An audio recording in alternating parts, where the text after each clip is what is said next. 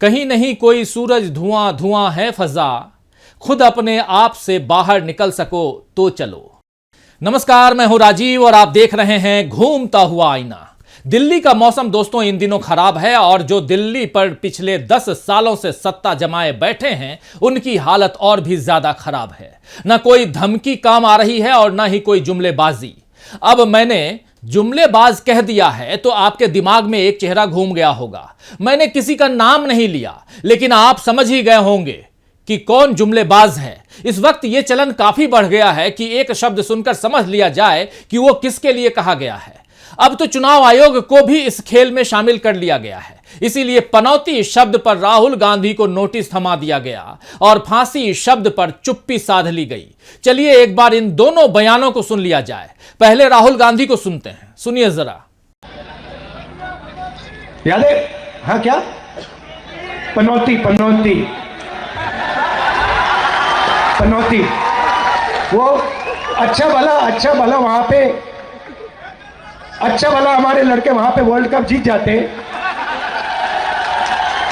वो वहां पे पनौती हरवा दिया।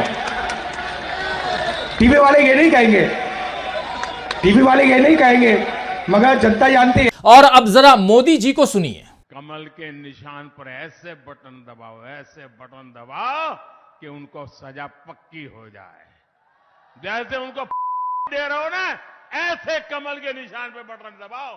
आपको बता दूं कि राजस्थान में मोदी ने कहा था कि कमल का बटन ऐसे दबाना मानो फांसी दे रहे हो। यह सीधे सीधे अहिंसा प्रधान देश के नागरिकों को हिंसक बनाने का आह्वान था, लेकिन चुनाव आयोग को इसमें कुछ गलत नहीं लगा तो क्या करें।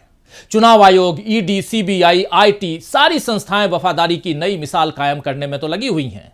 कांग्रेस अगर तंज में इन्हें मोदी के जैसे बीजेपी की स्टार प्रचारक कहती है तो इसमें कुछ गलत नहीं लगता है। वैसे इस बार के 5 राज्यों के विधानसभा चुनावों में जिस अंदाज में कांग्रेस और बीजेपी ने चुनाव प्रचार किया है, उससे जाहिर होता है कि दोनों ही पार्टियों के लिए ये चुनाव लोकसभा चुनाव जीतने की सीढ़ी बन गए हैं। इस माहौल में कांग्रेस के लिए ज्यादा फायदा है क्योंकि उसके पास दिल्ली की सत्ता में लौटने का मौका है, जबकि बीजेपी को डर है कि कहीं उसके हाथों से सत्ता चली न जाए। अभी मोदी राज के 10 साल पूरे नहीं हुए हैं और पीएम मोदी तो इस अंदाज में ही दिल्ली में बैठे हैं मानो अगले 50 सालों की बुकिंग उनके लिए हो गई है। वैसे तो उनके बनाए नियम के हिसाब से अब मोदी के मार्गदर्शक मंडल में बैठने का वक्त आ गया है, लेकिन बीजेपी के नेतृत्व का ऐसा अकाल है कि लोकसभा ही नहीं बल्कि मोदी को विधानसभा चुनाव में भी अपने ही नाम पर वोट मांगने पड़ते हैं। मोदी की गारंटी, मोदी के वादे, ऐसी बातें उनके भाषणों में सुनाई पड़ती है, या फिर राम मंदिर, कृष्ण जन्मभूमि, हिंदू मुसलमान, ये सारे शब्द आपको सुनाई देते हैं। जब से बीजेपी की राजनीति शुरू हुई है तब से यही मुद्दे बीजेपी के लिए हैं और सत्ता के इतने सालों के बाद भी बीजेपी के लिए मुद्दे बदले ही नहीं हैं। बीजेपी वहीं के वहीं अटकी हुई है। मोदी देश के विकास के दावे खूब करते हैं। आंकड़ों से वो बताते हैं कि उनके शासन में देश अगले 100 सालों में कहां पहुंचेगा। लेकिन सोचने की बात यह है दोस्तों कि जो नेता अपनी पार्टी का विकास न कर सके, जिसमें नेतृत्व की दूसरी लाइन नजर नहीं आए, वो नेता देश के विकास का दावा किस आधार पर कर सकता है। तो आइए दोस्तों, आज आईने की नजर से पड़ताल करेंगे कि क्या खुद अटकी हुई बीजेपी देश को आगे ले जा पाएगी, क्या कांग्रेस फेल कर देगी बीजेपी के हिंदुत्व का प्लान, और यह भी समझेंगे कि बीजेपी के राज में कैसे प्रभावित हो रहे हैं चुनाव। लेकिन सबसे पहले देखते हैं कि बीजेपी के पहिए आखिर कहां धंसे हुए हैं। देश के 5 राज्यों के विधानसभा चुनावों में से 4 में वोटिंग खत्म हो गई है। कल ही आपने देखा कि राजस्थान में वोटिंग खत्म हो गई और अब सबको इंतजार है तेलंगाना में वोटिंग का। और इस बार ऐसा लग रहा है कि बीजेपी के रथ के पहिए मुद्दों में धंस गए हैं। तेलंगाना में चुनाव इस बार काफी दिलचस्प है क्योंकि यहां कांग्रेस और बीजेपी दोनों का मुकाबला सत्तारूढ़ बीआरएस से है। हालांकि कांग्रेस की माने तो बीआरएस, बीजेपी और एआईएमआईएम एक ही थैली के चट्टे बट्टे हैं। हर एक दल दूसरे का सहयोगी है और ये तीनों मिलकर कांग्रेस को हराने की कोशिश में लगे हैं। कांग्रेस की इस धारणा का विरोध तीनों ही दल करते हैं, लेकिन ये भी एक दिलचस्प बात है कि तीनों ही दल लगभग एक ही अंदाज में कांग्रेस को कोसते हैं। परिवारवाद और भ्रष्टाचार, इन 2 मुद्दों पर कांग्रेस को घेरा जाता है। वैसे कोई भी दल इन दोनों से बचा हुआ नहीं है। कांग्रेस शुरू से दावा कर रही है कि छत्तीसगढ़, मध्य प्रदेश, राजस्थान और मिजोरम जीतने के साथ तेलंगाना में भी कांग्रेस की जीत निश्चित है। हालांकि बीजेपी यही मानकर चल रही है कि इस बार तेलंगाना से उसके लिए दक्षिण के दरवाजे खुलेंगे। कर्नाटक में तो जनता ने बीजेपी को बाय बाय कर दिया है, तो अब ले देकर तेलंगाना से ही बीजेपी ने उम्मीद बांध ली है और इस उम्मीद को पूरा करने के लिए भी बीजेपी हिंदुत्व पर ही आस लगाए बैठी है। टी राजा सिंह जैसे नेता का निलंबन रद्द कर उन्हें फिर से बीजेपी के उम्मीदवार बनाकर बता दिया गया कि चुनाव जीतने के लिए हिंदुत्व का कार्ड ही उसे कारगर लगता है। राजस्थान में भी बीजेपी ने लगातार धार्मिक भावनाओं को भुनाने का काम किया। आप गौर कीजिए तो नजर आएगा कि बीजेपी के पास हिंदुत्व या कांग्रेस की बुराई छोड़कर कोई दूसरा मुद्दा चुनाव में नहीं रहा। जबकि देश में बेरोजगारी, महंगाई, किसानों और मजदूरों की समस्याएं, शिक्षा और स्वास्थ्य की मुश्किलें, अल्पसंख्यकों, दलितों, ओबीसी, आदिवासियों के हक, महिलाओं का विकास, पर्यावरण, प्रदूषण जैसे सैकड़ों मुद्दे हैं जिन पर बीजेपी सत्तारूढ़ दल होने के नाते भी बात कर सकती है, लोगों के सामने विकास का रोड मैप पेश कर सकती है, मगर ऐसा कुछ भी नहीं हो रहा है। मोदी आज की तारीख में भी जनता को यही बता रहे हैं कि राम मंदिर का उद्घाटन कब होगा और कृष्ण जन्मभूमि को लेकर वो क्या सोचते हैं। विपक्ष खासकर कांग्रेस जिन मुद्दों को उठा रही है उन पर भी मोदी तार्किक बातें करने की जगह केवल मीन मेख निकाल रहे हैं या फिर अजीबोगरीब तर्क दे रहे हैं। जैसे जाति जनगणना के मुद्दे पर मोदी का कहना है कि देश में केवल एक ही जाति है और वो है गरीब, यानी मोदी जानबूझकर सच्चाई से आंख चुरा रहे हैं, क्योंकि ये कड़वा सच है कि देश में गरीबों को कोई एक जाति के तौर पर नहीं देखता है। गरीबों में भी देखा जाता है कि कौन ओबीसी है, कौन अति दलित है और कौन आदिवासी है। सच से मुंह मोड़कर काल्पनिक मुद्दों को खड़ा करना बीजेपी का राजनीतिक हथियार रहा है और इसी हथियार से बाबरी मस्जिद को तोड़ा गया था और अब मथुरा और काशी में इसे आजमाने के लिए बीजेपी तैयार है। अमित शाह अपनी रैलियों में बार बार राम मंदिर के उद्घाटन की तारीखें बताते हैं और तेलंगाना में तो उन्होंने यह भी कह दिया कि यहां की जनता को राम मंदिर की यात्रा मुफ्त में कराई जाएगी। इस तरह के बयानों को सुनकर समझ आता है कि बीजेपी सत्ता में आने के लिए कितनी बेसब्र हो रही है, लेकिन सवाल उठता है कि क्या राम मंदिर का उद्घाटन करके या वहां की मुफ्त में सैर करवाकर बीजेपी लोगों के जीवन स्तर को सुधार पाएगी? क्या इसके बाद लोगों को रोजगार मिलना शुरू हो जाएगा या पेट्रोल सस्ता हो जाएगा या रुपए की कीमत में सुधार आएगा? क्या राम मंदिर घूमकर आने वाले लोगों को 5 किलो के मुफ्त अनाज की जरूरत नहीं पड़ेगी? और जनता को वोट देने से पहले इन सवालों पर जरूर गौर फरमा लेना चाहिए। वैसे बीजेपी जहां धर्म के कार्ड खेल रही है तो वहीं चुनाव आयोग का रवैया और ईडी सीबीआई के छापे बता रहे हैं कि बीजेपी को इस बार शायद अपने धार्मिक कार्ड के सफल होने पर संदेह है और इसीलिए अब विरोधियों को परेशान करके ही जीत की उम्मीद बांधी जा सकती है। मगर इस दांव में भी बीजेपी फंस रही है। राजस्थान में वोटिंग के दिन और तेलंगाना में वोटिंग से पहले बीजेपी को एक बड़ा झटका तब लगा जब छत्तीसगढ़ में ईडी को लेकर एक बड़ा खुलासा हुआ। आप जानते हैं कि छत्तीसगढ़ में 7 और 17 नवंबर को 2 चरणों में वोटिंग हो चुकी है और अब सभी को 3 दिसंबर का इंतजार है जब रिजल्ट आएंगे। छत्तीसगढ़ में पहले चरण की वोटिंग से 4 दिन पहले 3 नवंबर को ईडी ने महादेव ऐप मामले में बड़ी कार्रवाई करते हुए असीम दास नाम के शख्स को कथित रूप से 500 करोड़ रुपए से अधिक नकदी के साथ गिरफ्तार किया था। ईडी का कहना था कि असीम दास के जरिए महादेव वोटिंग ऐप के प्रमोटरों ने भूपेश बघेल को 508 करोड़ रुपए का भुगतान किया था। जांच एजेंसी ने तब कहा था कि चौंकाने वाले आरोप जांच का विषय है, लेकिन अब असीम दास ने अपने बयान से पलटते हुए जेल से लिखी एक चिट्ठी में दावा किया है कि उसने कभी भी किसी राजनेता को कोई नकदी नहीं पहुंचाई है, उसे फंसाया गया है। दास ने कहा कि अधिकारियों ने उसे अंग्रेजी में लिखे एक बयान पर हस्ताक्षर करने के लिए मजबूर किया, जबकि वो अंग्रेजी नहीं समझता है।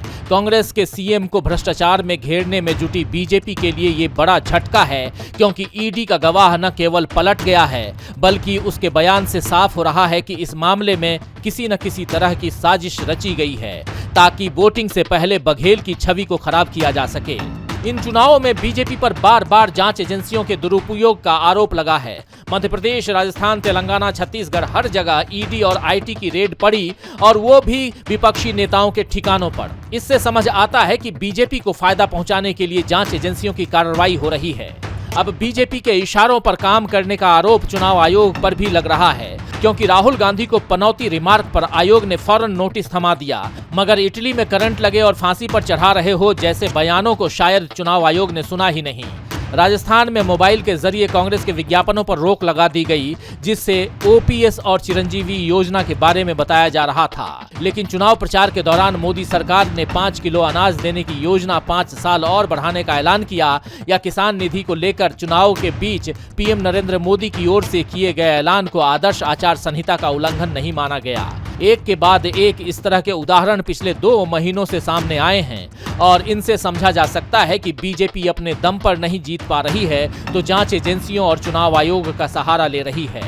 तो 5 राज्यों में बीजेपी के जीतने के आसार कम ही हैं। बीजेपी के पहिए उसी के बनाए दलदल में फंसते दिख रहे हैं। बेरोजगारी और महंगाई को लेकर मोदी ने अपने दावे पूरे नहीं किए, न ही लोगों को अच्छे दिनों का एहसास कराया। तभी तो आज मोदी को खुद कहना पड़ रहा है कि देश में गरीबी सबसे बड़ी जाति है। मोदी इस गरीबी को दूर करने का कोई उपाय जनता को नहीं बता पा रहे हैं। शायद उनके पास कोई उपाय है ही नहीं, इसीलिए उन्हें अगले 5 सालों तक मुफ्त अनाज की घोषणा करनी पड़ी है। हालांकि यह भी 5 साल मिलेगा या केवल 1 साल, यह देखना होगा। और दूसरी तरफ कांग्रेस जातिगत जनगणना का ऐलान करके बता रही है कि उसका नजरिया क्या है और वो किस तरह सभी को उनकी आबादी के हिसाब से उनका हक दिलवाएगी और देश की तरक्की का इंतजाम करेगी। छत्तीसगढ़ से लेकर मिजोरम, मध्य प्रदेश और राजस्थान तक हर जगह राहुल गांधी ने अपने चुनावी भाषण में यह वादा किया कि कांग्रेस सत्ता में आएगी तो जातिगत जनगणना करवाएगी। इसके साथ ही युवाओं के लिए शिक्षा से लेकर नौकरियों तक को लेकर कांग्रेस ऐसा ऐलान कर रही है जो वास्तविक लगे, यानी जिसमें हवाबाजी नहीं है, बड़े बड़े वादे नहीं हैं, बल्कि जो बातें संभव हैं, जो वादे राजनीतिक इच्छा शक्ति से पूरे किए जा सकते हैं, वो कांग्रेस कर रही है।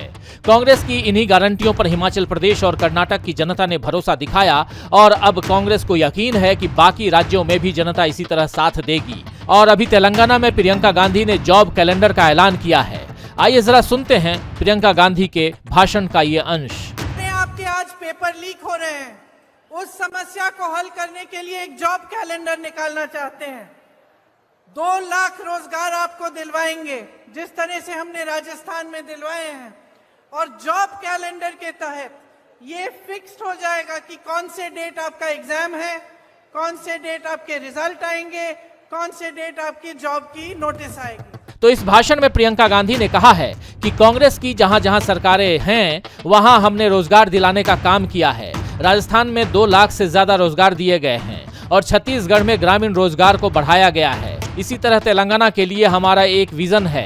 हम यहाँ पेपर लीक की समस्या को रोकने के लिए जॉब कैलेंडर निकालेंगे, जिसमें परीक्षा के समय से जुड़ी सारी जानकारियां होंगी।